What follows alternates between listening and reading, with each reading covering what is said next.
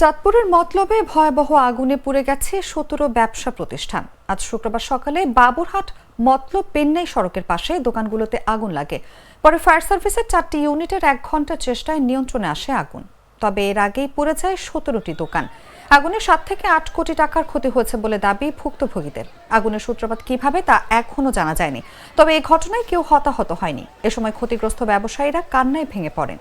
সকাল ৭:১৮টার দিকে বাজারে নবীর নামের এক হার্ডওয়্যার ব্যবসায়ীর দোকান থেকে আগুনের সূত্রপাত হয়, যা দ্রুতই পার্শ্ববর্তী দোকানগুলোতে ছড়িয়ে পড়ে। পরবর্তীতে ফায়ার সার্ভিসের সদস্যরা এসে আগুন নিয়ন্ত্রণে আনেন।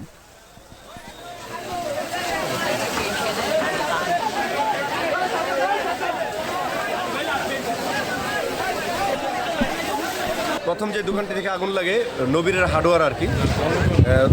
এখানে হার্ডওয়্যার এবং রং পাশাপাশি আপনার গ্যাস সিলিন্ডার ছিল।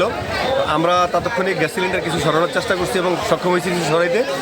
পরিশেষে ওই দোকান থেকেই পাশের আরেকটি রঙের দোকান, এককভাবে রঙের দোকান ছিল, ওই রঙের দোকানটি ব্লাস্ট হয়। একদম ব্লাস্ট হওয়ার পরে পাশেই ছিল ফার্মেসি, এরপরে একটি স্বর্ণের দোকান, তারপরেরটা হচ্ছে একটি হার্ডওয়্যার দোকান, টিনের দোকান এবং টিনের দোকান অনেক বড় দোকান।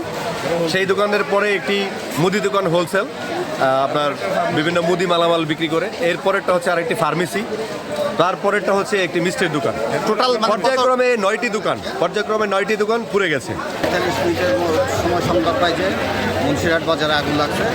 আমাদের সাথে সাথে আমাদের চাঁদপুর স্টেশন এবং মতলব দক্ষিণ স্টেশন এসে আগুন নির্বাপন কাজ শুরু করে। আমরা আধা ঘন্টার মধ্যে আগুন নিয়ন্ত্রণে নিয়ে আসি।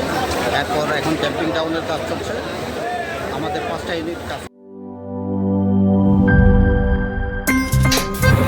আমার একটা স্মার্ট সিদ্ধান্তে 25% গ্যাসের খরচ কমেছে। ভাবছেন কিভাবে? সাধারণ গ্যাস স্টোভ বদলে আমি এনেছি আরএফএল গ্যাস স্টোভ। এর সাইন্টিফিক নজেল ও ব্রাস বার্নার ক্যাপ সমানভাবে তাপ ছড়িয়ে রান্না করে দ্রুত।